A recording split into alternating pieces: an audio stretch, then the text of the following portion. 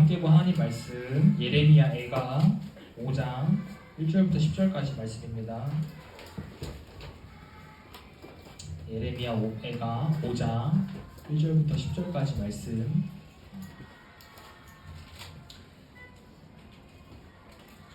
서연이 주고 앞에 좀.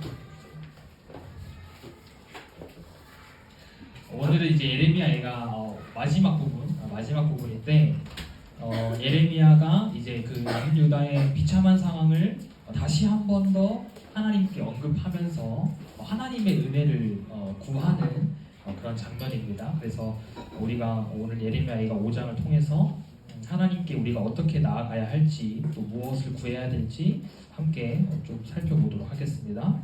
먼저 우리 한 절씩 교독하도록 하겠습니다. 여호와여, 우리가 당한 것을 기억하시고 우리가 받은 치욕을 살펴보옵소서. 우리 주역이 외인들에게 우리 지크고 나가는들에게 돌아가나이다. 우리는 아버지 없는 고아들이 오며 우리의 어머니는 과부들 같으니 우리를 주고 우리를 하시며 값을 주고 나무들을 가져오며 우리를 뒤쫓는 자들이 우리의 목을 둘러싸오니 우리가 기진하여 쉴 수 없나이다. 우리가 애국 사람과 수줄 사람과 수하고 양식을 얻어 배불리고자 하나이다. 우리의 조상들은 범죄하고 없어졌으며 우리는 그들의 죄악을 담당하였나이다. 형들이 우리를 지배하며 그들의 손에서 보내낼 자가 없나이다. 광야에는 칼이 있으므로 죽기를 무릅써야 양식을 얻사오니 굶주림의 열기로 말미암아 우리의 피부가 아궁이처럼 검으니이다. 아멘. 지난주 야외 예배 어땠어요, 여러분? 괜찮았나요? 좋았어요? 네네. 또 날 좋을 때 이제 올해는 안 될 것 같고 추우니까 내년에 날 좋을 때 또 이렇게 같이 한번 저번 주에 못 온 친구들도 같이 한번 이렇게 가면은 너무 좋을 것 같습니다. 자, 우리 말씀을 같이 한번 봅시다. 예레미야는 하나님께 남유다가 지금 당한 치욕들, 남유다가 지금 마주한 이 치욕의 모습들을 좀 하나님 봐주세요, 살펴주세요라고 고백하는 것으로 오늘 말씀을 시작합니다. 사실 예레미야 애가가 지난주 조원사님이 어떤 노래라 그랬죠? 기쁜 노래라 그랬나요? 어떤 노래? 그렇지, 슬픈 노래. 왜 슬픈 노래라 그랬어요? 그렇지, 예루살렘이 멸망당하고 그 성전이 파괴된 것을 기념할 때 부르는 노래라 그랬어요. 그렇죠? 예레미야 이 4장까지 말씀에서 이제 무언가 어찌됐든 하나님께서 좀 회복시켜 주실 것 같은 그러한 소망함, 그러한 기대감이 있는데 사실 이 5장을 보면요, 다시 뭔가 원점으로 돌아간 것처럼 보입니다. 이 5장은 뭔가 좀 독립적으로 떨어져서 왜 또 같은 이야기를 또 하고 있지? 라는 느낌이 들게 만들어요.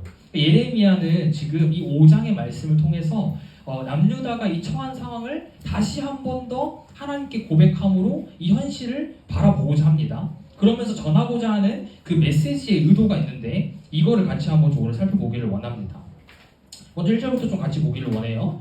예레미야가 이제 하나님께 자신들이 당한 것 받은 초 기억해달라고 하는데 이것은 단순히 그냥 하나님 기억해주세요, 하나님 살펴봐주세요의 의미가 아니라 하나님 우리를 도와주세요, 우리를 구원해주세요 라는 정말 간절한 기도의 요청입니다. 그냥 단순히 하나님 지금 우리 상황이 이렇습니다, 이것 좀 봐주세요 이 정도가 아니라 하나님 진짜 하나님 없으면 우리 다 죽어요, 하나님 제발 우리 좀 살려주세요. 마치 정말 이제 곧 죽을 위기에 처해 있는 사람이 간절하게 목숨을 구걸하는 것처럼 그렇게 간절하게 기도하는 요청의 의미라는 거예요. 그렇다면 예레미야가 말하고 있는 이 당한 것과 치욕은 무엇을 뜻하는 것일까요?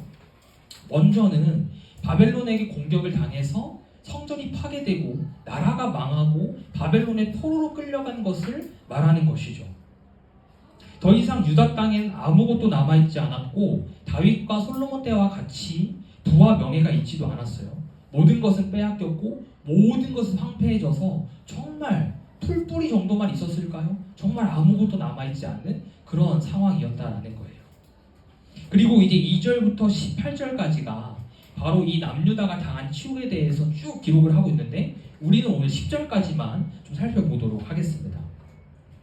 먼저 유다 백성들이 당한 치욕은 무엇이냐? 2절을 봐보세요, 여러분. 2절을 보면 기업이 외인들에게, 집이 이방인들에게 돌아간다. 여기에서 기업은 땅을 뜻하죠. 어떤 땅이에요? 하나님께서 이스라엘 백성들에게 약속의 땅으로 주셨던 가나안 땅. 그 가나안 땅을 말하는 거예요.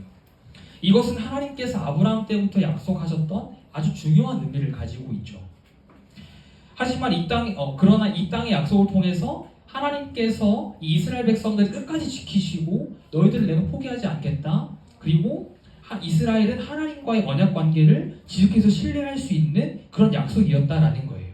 그런데 이제는 그 가나안 땅을 빼앗겨서 심지어는 그 땅에서 살 수도 없게 되었다라는 것이죠. 이스라엘의 남유다가 살고 있던 그 이스라엘 지역의 땅이, 예루살렘 지역의 땅이 모두 다 바벨론의 것이 되었어요. 그러니까 예루살렘 땅에 이스라엘 백성들도 살긴 했겠지만 정작 더 많은 이방 사람들이 살았으며 더 많은 이방 사람들이 그 예루살렘 지역에 있는 집과 땅을 차지하게 되었다라는 거예요. 그리고 이거 3절은 어떤 치욕이 나옵니까? 아버지와 남편들을 모두 빼앗겼어요. 그래서 아이들은 고아가 되었고 여인들은 남편을 잃어버린 과부가 되었습니다. 이 고대운동 시대에서 집안에 남자가 없다는 것은요 상당히 비참한 일이에요.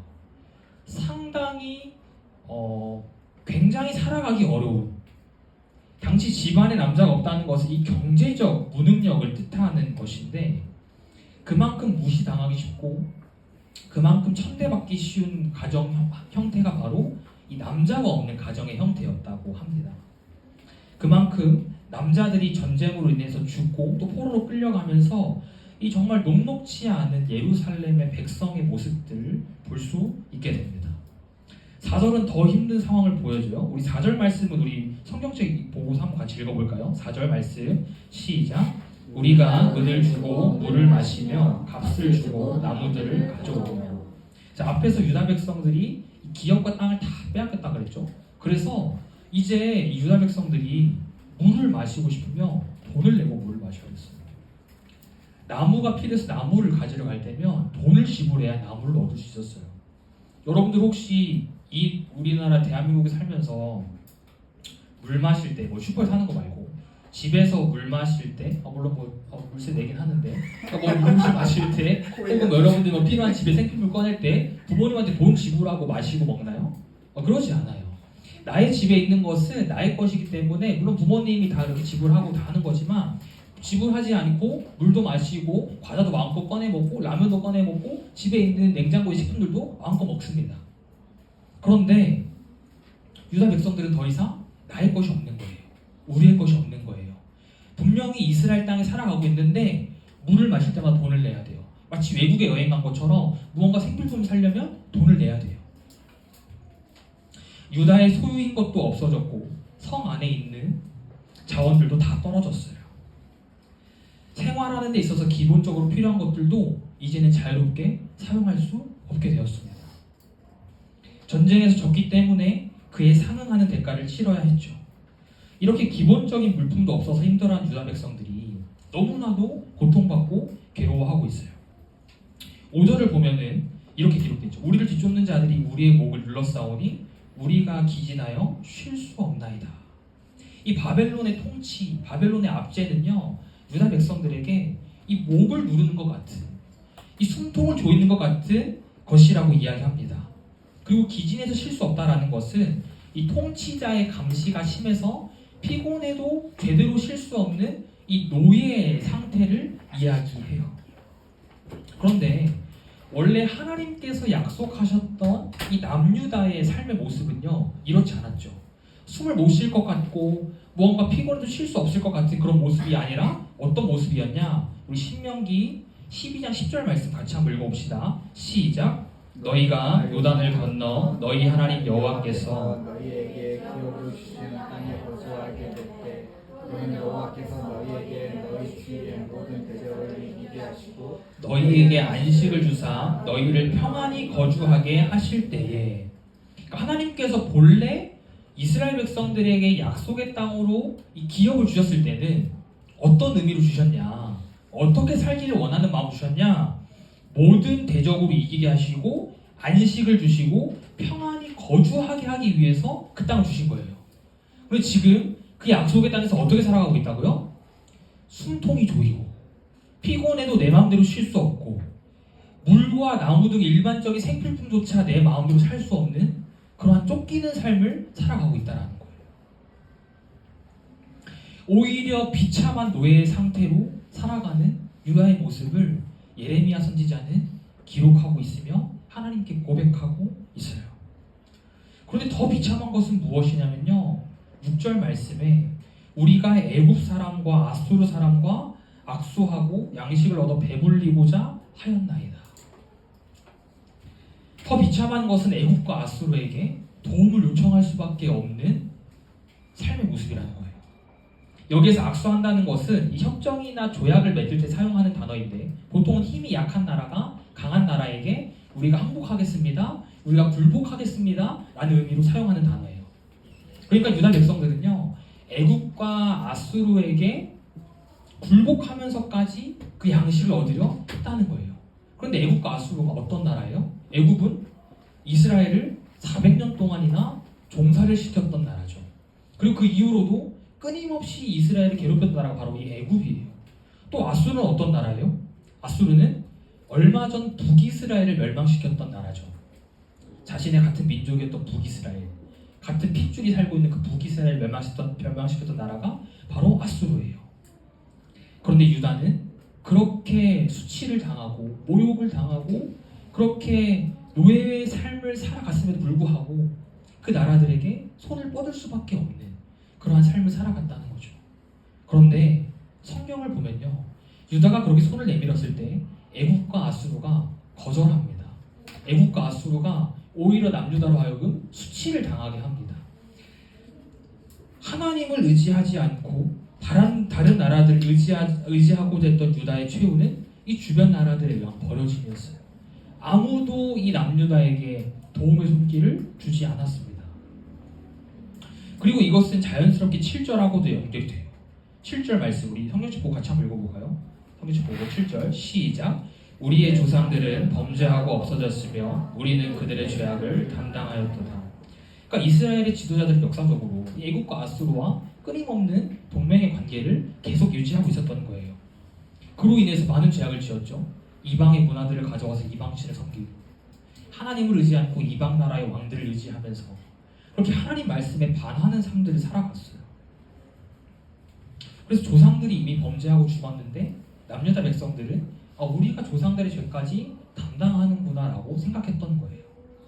결국 현재 고난을 받고 있는 이 이스라엘에 있는 예루살렘에 살고 있는 백성들은요, 자신들이 겪고 있는 이 치욕의 순간, 이 고난의 순간이 부당한 것은 아님을 고백하고 있는 거예요. 우리가 아무 잘못도 없는데 하나님 우리에게 왜 고난 주세요? 라고 고백하는 것이 아니라 조상들이 지은 죄악, 그리고 자신들이 지은 죄악 때문에 자신들에게 쓴 열매로 이어졌음을 고백합니다. 그리고 이어서 이 8절에서 이제 또 하나의 치욕의 모습이 있는데, 종들이 우리를 지배하고 그들의 손에서 건져낼 자가 없다. 여기에서 종들은 이 바벨론의 하급 관리들을 의미해요. 그러니까 바벨론에서는 굉장히 하찮은 존재들이라고 볼 수 있어요. 그러니까 바벨론에서는 그렇게 막 중요시 여기지 않는 직책, 바로 이 하급 관리들인데, 이들은 바벨론에서는 무시당했지만 예루살렘에 있는 백성들에게는 굉장히 포악하게 압제를 했던 거예요. 그리고 느부갓네살의 보호 아래 예루살렘에 있는 백성들을 지배했기 때문에, 또 당시 바벨론이 세계 최강국이었기 때문에 그 예루살렘에 살고 있던 백성들은 그 어느 누구도 이 바벨론의 하급 관리들에게 대항할 수 없었던 것이죠. 그 어느 누구도 이 바벨론 하급 관리들의 손에서 이 유다 백성들을 건져낼 수가 없었던 거예요. 그래서 너무 힘든 백성들이 어떤 결정을 하냐, 9절을 보면 양식을 얻기 위해서 죽음을 각오하고 성읍을 떠납니다. 그러니까 여기 성읍을 떠난다는 것은 광야로 향한다는 거예요. 광야로. 그런데 광야에는 9절을 보면 칼이 있다라고 하죠. 이게 무슨 뜻이냐면요, 당시 광야에는 이 약탈을 일삼는 그 강도 무리가 많았다고 해요. 그러니까 유다 백성들이 광야에 가서 힘들게 양식을 얻어왔는데 그 양식마저 이 강도가 든 칼에 의해 빼앗겼던 거예요. 칼을 든 강도가 광야에 도사리고 있었고, 유다 백성들이 이 사실을 알면서도 불구하고 양식을 얻기 위해 광야로 갈 수밖에 없었습니다. 그러니까 유다 백성들은 이 성읍 안에서 굶어 죽나 강도에게 칼에 맞아 죽나 똑같다라고 생각했던 것이죠. 그리고 그 광야는 어떤 곳이었을까요? 마지막 10절을 보면 굶주림의 열기로 말미암아 우리 배 피부가 아궁이처럼 검은이다. 그러니까 양식을 구하러 광야에 나가는데 광야는 어때요? 뜨거워요. 여러분들 그 중동의 사막을 한번 생각해 보세요. 낮에 그 얼마나 뜨거운 햇빛이 강렬합니까? 그렇죠? 그 햇빛의 열기 때문에 피부가 아궁이처럼 검게 된다고 합니다. 쉽게 말해서 이 피부가 탄다는 거죠. 그래서 이 고열로 인한 피부 건조증과 까맣게 변한 얼굴이 그 당시의 고대 근동 그 사회에서 영양결핍의 증상 중 하나였다고 해요. 그래서 약간 피부 건조하고 얼굴이 새까맣게 탄 사람을 보면 아, 저 사람이 많이 못 먹었구나, 영양결핍이구나 이렇게 알았다고 합니다. 사랑하는 여러분, 우리가 2절부터 10절까지 이 유다의 이 모습을 살펴봤는데, 치욕스러운 모습을 살펴봤는데 좀 어떠한가요? 유다 백성들의 상황이 참 처량합니다. 유다 백성들의 삶 가운데 하나님을 찾아볼 수가 없어요. 하나님께서 이들을 버리신 것만 같습니다. 그렇다면 유다 백성들이 이렇게 치욕의 모습을 마주하게 된 이유가 무엇이었을까요? 이것은 바로 하나님을 떠나 살았던 결과들이었어요. 하나님께서는 분명히 말씀하셨죠. 이방 나라가 아니라 나를 의지해야 된다. 이방의 문화를 따르지 말고 내 말, 나의 법도를 따라야 한다. 하나님께서는 계속 말씀하셨어요. 하지만 그 어느 누구도 하나님께서 하시는 말씀에 귀 기울이지 않았습니다. 사실 이들은 이 치욕을 당하기 전까지 자신들에게 주어졌던 그 일상생활들이 얼마나 소중한지 깨닫지 못했어요. 자신들이 현재 누리고 있는 그 은혜들이 얼마나 귀한 것인지 깨닫지 못했어요. 매우 교만했고 매우 악했습니다. 그 결과 하나님의 심판을 받고 하나님께 그 심판을 받음으로 인해 치욕을 당하고 자신들이 소유했던 것들을 모두 빼앗기게 되는 그런 비참한 결과를 마주하게 돼요. 그렇게 되고 나서야 자신들이 누렸던 것들이 하나님께 주셨던 것임을 고백하고 뒤늦은 후회를 하곤 합니다. 사랑하는 여러분, 인간은 원래 이러한 존재인 것 같아요. 같은 실수를 반복하고요. 그 과정에서 끊임없이 후회하며 살아갑니다. 유다 백성들이 자신들의 미래를 보고 나서 현재로 돌아왔다면 아마 유다 내에서 그 어느 누구도 하나님 말씀에 불순종하는 삶을 사는 사람은 없었을 거예요. 자신들이 이렇게 포로가 되고 치욕스러운 순간을 마주했던 것을 보고 왔다면 당연히 아무도 이방신 섬기지 않고 하나님 말씀대로 잘 살았겠죠. 하지만 그것은 불가능했고 모든 왕들은 하나같이 현재의 삶을 바라보면서 하나님 말씀에 불순종하는 삶을 살아갔어요. 그래서 이스라엘의 나라는 철저하게 하나님의 심판을 받게 되었죠. 오늘 본문을 통해서 한 가지 알 수 있는 것이 있어요. 바로 하나님께서 주시는 이 은혜를 가지고 매일매일 그 은혜를 유지하며 살아가는 것이 참 어렵다라는 거예요. 사실 이스라엘이 얼마나 많은 은혜를 받았습니까? 이 세상을 창조하신 하나님이 이스라엘의 민족을 선택하셨어요. 정말 많은 복을 주셨고 정말 많은 특권을 주셨어요.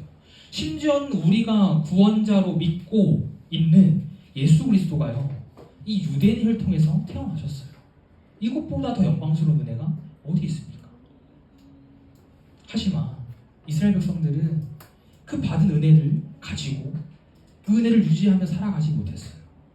오늘은 오늘의 은혜가 필요한 건데 이스라엘 백성들은 과거의 그 은혜에 도취되어서 그 과거의 은혜로 자꾸만 현재로 미래로 살아가려고 하다 보니까 오늘의 은혜를 구하지 않고 과거의 영광에만 도취되어 살아갔던 거예요. 사랑하는 여러분, 우리에게는요 오늘의 은혜가 필요합니다. 아멘. 어제의 은혜로 오늘을 살아갈 수가 없어요. 이것은 전도사님에게도 마찬가지입니다. 전도사님 역시 매일매일 하나님의 은혜를 구하지 않으면요 그 하루하루를 거룩하게 살아갈 수가 없어요. 그런데 우리가 흔히 하고 있는 잘못된 행동 중에 하나가 무엇이에요? 수련회 때 받은 은혜로 6개월 살아가기. 1년에 내가 2-3번 받은 은혜로 그 한 해를 살아가기. 물론 하나님의 은혜는 제한 없기 때문에 우리가 아주 작은 은혜만 받아도 우리는 평생토록 그 은혜를 가지고 살아갈 수 있음을 믿습니다. 아멘. 살아갈 수 있어요. 하지만 사탄이 그거를 가만히 놔두지 않죠. 우리의 그 작은 믿음, 우리의 그 연약한 믿음, 우리가 받은 그 작은 은혜를요, 사탄은 자꾸 뒤흔들고 빼앗아가 버리는 거예요. 그렇기 때문에 우리가 매일매일 하나님께 그 하루에, 그 오늘의 은혜를 구해야 한다라는 거예요. 우리가 수련회 때 은혜를 받았어도, 또는 여러분들이 금요기도회를 통해서 은혜를 받았어도, 또는 집에서 개인적으로 묵상을 하다가 은혜를 받았어도요, 주어진 삶을 살아가는 것이, 하루하루를 살아가는 것이 결코 쉽지 않다는 것을 누구보다 잘 알고 있을 거예요. 분명히 수련회 때 은혜도 받았고, 진짜 올해는 좀 변화된 것 같은데 집에 돌아가면 어떠한가요? 부모님 말씀에, 부모님이 하시는 말씀이 잔소리처럼 들리고, 짜증이 나고, 불평이 나고, 투정을 부리고, 동생과 사소한 것 때문에 다투게 되고, 친구들하고 대화하면서 또다시 비속어 사용하고, 친구 뒷담화하고, 미워하고, 싫어하고, 은혜 받은 것은 어디 갔냐는 듯이 며칠 만에 금세 원상복귀 되는 것이 우리의 현실이라는 거예요. 우리에게 필요한 것은 받은 은혜를 기억하는 것뿐 아니라 매일매일의 그 은혜를 구하며 유지하는 것인 줄 믿습니다. 그리고 잘 유지하기 위해서는요, 매일매일 하나님의 은혜를 구하며 살아가야 해요. 그리고 우리는 그 매일의 은혜를 가지고 하나님이 일하실 미래를 더 기대하며 소망해야 합니다. 이것이 바로 과거와 현재와 미래 가운데 우리가 살아가야 할 삶의 자세예요.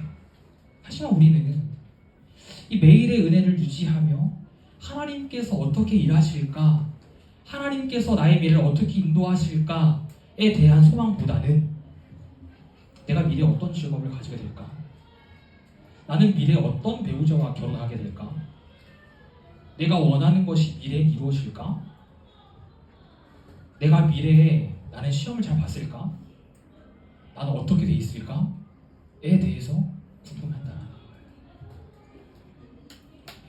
우리가 진짜 궁금해하는 것이 무엇이에요? 하나님께서 내게 허락하신 하나님과 교제하는 삶을 내가 미래에 잘 살아가고 있을까? 하나님이 함께 하시는 삶을 내가 미래에도 살아가고 있을까?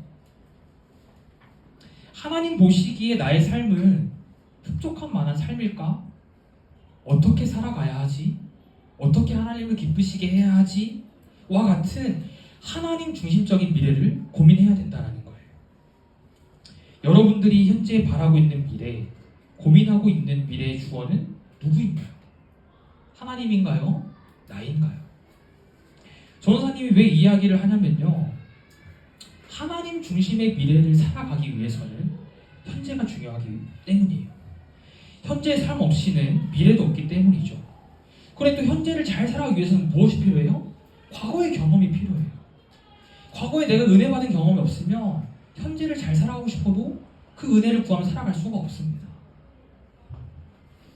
전도사님이 하고 싶은 이야기는 여러분들이 하나님 중심의 미래를 꿈꾸기 위해서는 하나님의 은혜를 경험한 과거가 있어야 하고, 그 과거의 경험을 통해 현재를 살아갈 수 있어야 한다는 거예요.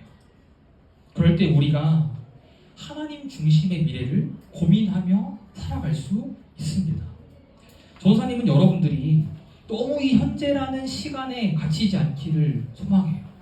너무 이 현재라는 시선에 갇혀서, 여기에 갇혀서, 이 틀에 갇혀서 하나님께서 일하실 그 미래를 바라보지 못하는 그런 안타까운 일이 없기를 간절히 소망합니다. 아멘. 미래를 꿈꾸며 더 멀리 바라보며 살아가기를 소망해요. 물론 여러분들 입장에서는 나에게 주어진 하루하루가 유다 백성들처럼 현실 녹록지 않은데 미래를 고민할 시간이 어디 있어?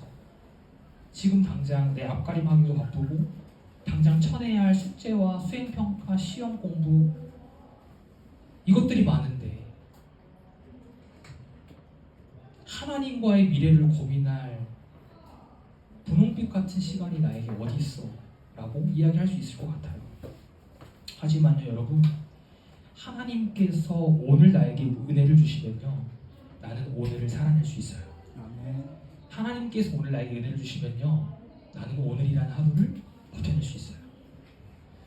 그리고 이렇게 매일매일 하나님 은혜를 구하면서 그 은혜대로 살아가다 보면요, 하나님께서 유다 백성들을 포로지에서 회복시켜 주신 것처럼 여러분의 삶도 회복시켜 주실 것을 믿습니다.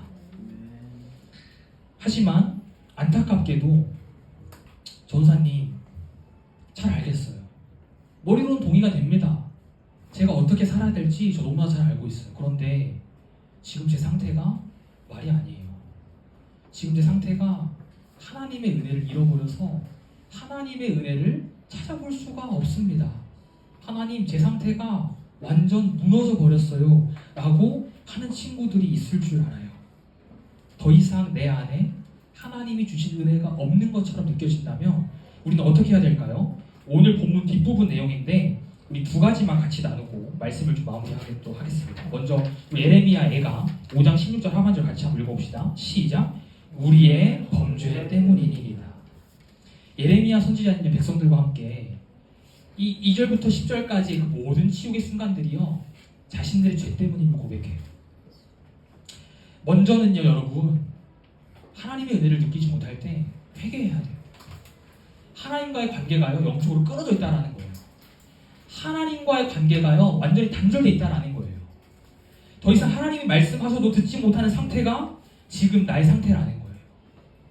그래서 우리는요, 우리의 죄악됨을 먼저 회개함으로, 예수 그리스도의 이름으로 기도함으로 다시 하나님과의 관계를 세워야 합니다. 그리고 죄를 고백하고 회개한 후에 어떻게 해야 될까요? 예레미야 애가 5장 21절도 같이 한번 읽어봅시다. 시작. 여호와여 우리를 주께로 돌이키소서.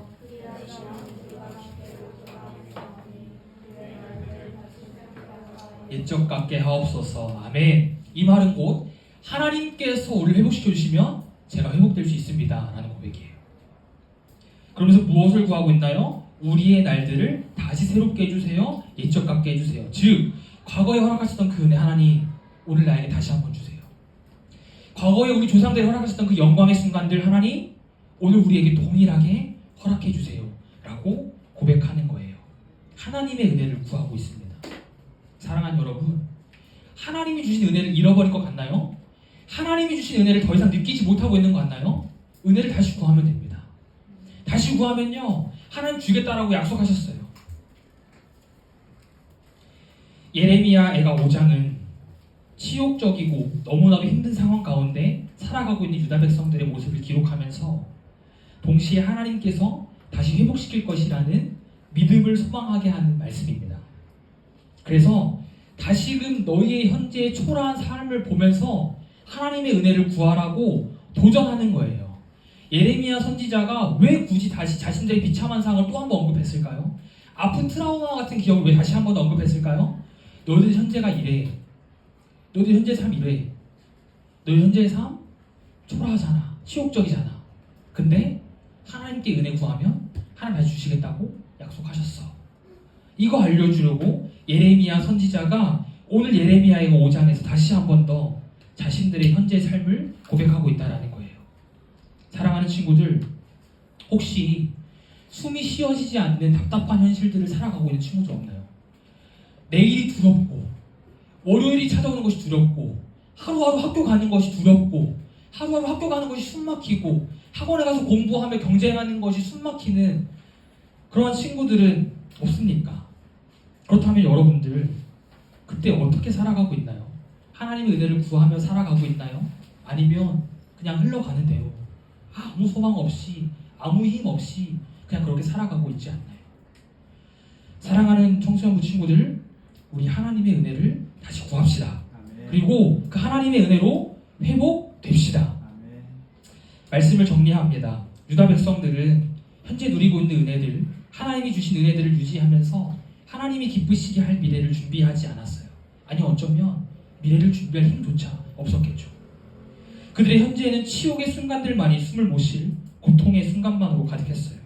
이것이 바로 하나님의 은혜 없이 살아가는 삶의 결과물입니다. 우리도 마찬가지예요. 현재의 삶에서 하나님의 은혜를 누리지 못한다면, 하나님의 은혜를 경험하지 못한다면 우리는 하나님이 일하실 미래를 준비할 수 없어요. 하나님이 일하실 미래를 소망할 수 없어요. 그저 현재의 삶에 한탄하며 살아갈 뿐입니다. 사랑하는 여러분, 은혜를 통해서 나의 무너진 삶을 다시 회복되기를 구합시다. 아멘. 하나님 중심적인 미래를 꿈꾸며 하나님이 일하실 미래를 소망합시다. 매일매일 허락하실 하나님의 은혜를 경험하는 여러분들이 되기를 주님의 이름으로 축복합니다. 특별히 여러분 큐티를 다시 회복하시길 바래요. 큐티하는 삶, 말씀을 회복해야 됩니다.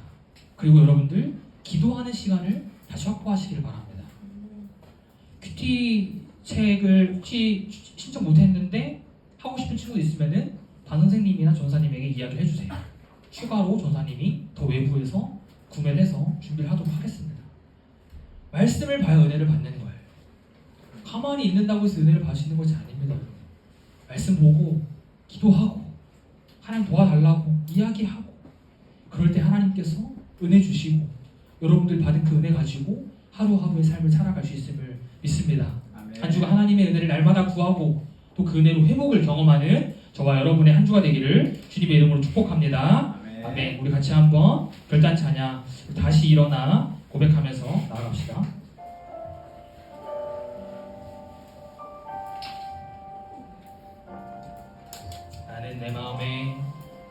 나는 내 마음에 조금만 올려주세요. 내했던 곳에서 다시 아버지를 만나고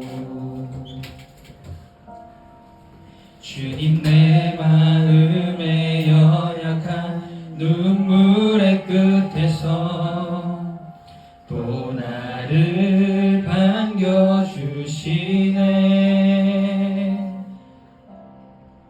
작다 생각했던 그의 부르심 다시 나를 회복해 하시네.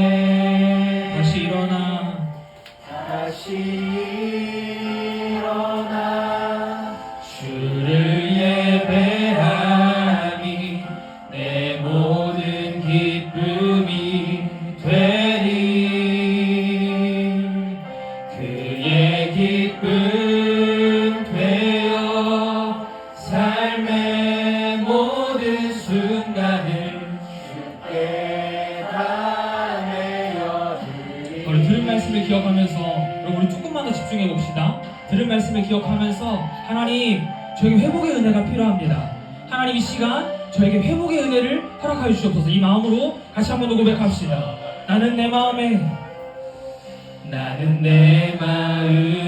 복음이 흥했던 곳에서 다시 아버지를 만나고 주님 내 마음에 연약한 눈물의 끝에서 또 나를 반겨주시네. 나는 내 마음에 복음이 흥했던 곳에서 다시 아버지. 하나님 우리의 마음 가운데 은혜를 허락해달라는 마음으로 우리가 두 손을 가슴에 올려 같이 한번 고백합시다. 하나님 우리의 마음 만져주시고 하나님 나의 마음 가운데 하나님의 은혜를 허락하여 주시옵소서. 라는 간절한 마음으로 같이 고백합시다. 또 나를 반겨주시네. 고백합시다. 작다 생각했던 그의 부르심 다시 나를 회복해 하시네. 하나님 이 시간 우리를 회복하여 주시옵소서. 다시 일어나 주를 예배함이 내 모든 기쁨이 되리. 그의 기쁨 되어 삶의 모든 순간을 주께 다 내어. 우리 간절한 마음으로 한 번 더 고백합시다. 다시 일어나 주를 예배함이 내 모든 기쁨이 되리. 기쁨 되어 삶의 모든 순간을 주께 다 내어드리리. 같이 한번 기도합시다. 사랑하는 여러분, 은혜는요 심판을 받아야 할 우리가, 저주를 받아야 할 우리가 하나님께 되려 사랑과 복을 받은 것을 의미해요. 사실 우리가요 죽어 마땅하잖아요. 우리 천국에 갈 수 없잖아요. 근데 하나님께서 우리에게요 사랑 주셨고 복 주셨고 은혜 주셔서 우리가 정말 아무런 걱정 없이, 아무런 잘못 없이, 아무런 심판 없이 지금 이렇게 우리가 예배하며 하루하루를 살아가고 있습니다. 근데 여러분, 이 하루하루 삶 가운데 하나님의 은혜를 얼마나 경험하며 살아가고 있나요? 여러분들 은혜가 떨어져서, 은혜를 잃어버려서, 하나님을 잊어버려서 그렇게 떠나갔을 때, 그렇게 살아갔을 때 얼마나 하나님 찾아가며 살아가고 있나요? 우리 시간 다시 한번 우리 과거에 하나님 내게 주셨던 그 영광의 순간들, 은혜의 순간들 오늘 다시 한번 더 나에게 허락하여 주시옵소서 고백합시다. 그리고 하나님, 나에게 오늘의 은혜가 필요합니다. 오늘의 은혜가 있어야 하나님 내가 미래를 살아갈 수 있어요. 내가 하나님께서 일하실 미래를 소망하고 기대하며 살아갈 수 있어요. 하나님, 나에게 오늘의 은혜를 주셔서 나에게 회복의 은혜를 주시고 내가 하나님의 은혜를 늘 구하며 살아가는 한 주가 될 수 있게 해달라고 제가 같이 한번 결단하면서 같이 한번 기도합시다. 주님의 이름 부르고 기도합니다. 주여, 하나님 이 시간 하나님 아버지, 우리 아들의 마음 가운데 하나님의 놀라신 일을 허락하여 주시옵소서. 하나님, 과거의 은혜의 순간들, 과거의 영광의 순간들 하나님 아버지 오늘 다시 한번 동일한 은혜를 기대합니다. 하나님 아버지, 우리의 삶 가운데 오늘의 은혜가 필요합니다. 하나님, 우리에게 오늘의 은혜가 필요합니다. 오늘의 은혜가 없이 살아갈 수가 없습니다. 어제의 은혜로 오늘을 살아갈 수가 없습니다. 오늘은 오늘의 은혜가 필요합니다. 하나님, 우리 아들에게 하나님의 은혜를 살아가려 주시옵소서. 하나님, 하루하루를 살아낼 수 있는, 하루하루를 살아낼 수 있는 힘을 하나님 주시옵소서. 가지고 있으면 기대했으니까, 평생 가지고 있으면 기대했으니까, 시험이 들어오겠으니까 하나님의 은혜로, 하나님의 놀라신 은혜로 하나님 아버지 감사하여 주시고 하나님 위로하여 주시고 회복시켜 주시옵소서. 하나님 아버지 마음이 무너졌어, 삶이 무너지고 하나님의 관계가 무너지고 이러시네.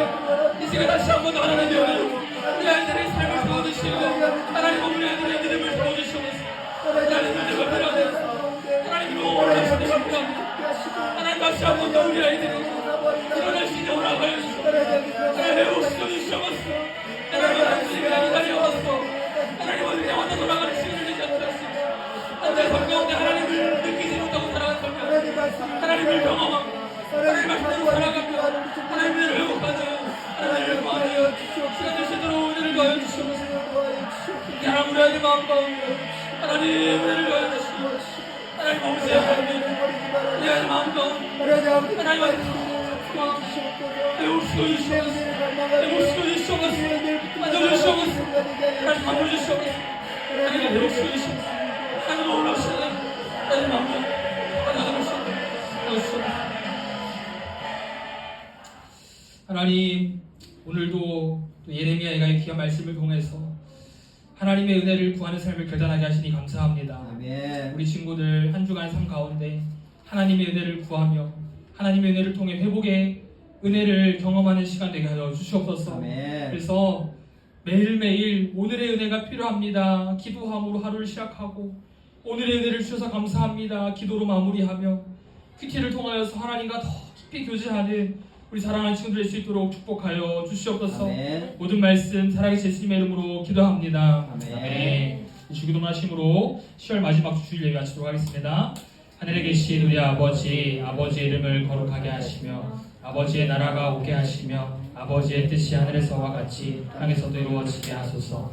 오늘 우리에게 일용할 양식을 주시고 우리가 우리에게 잘못한 사람을 용서하여 준 것 같이 우리 죄를 용서하여 주시고 우리를 시험에 빠지지 않게 하시고 악에서 구하소서. 나라와 권능과 영광이 영원히 아버지의 것입니다.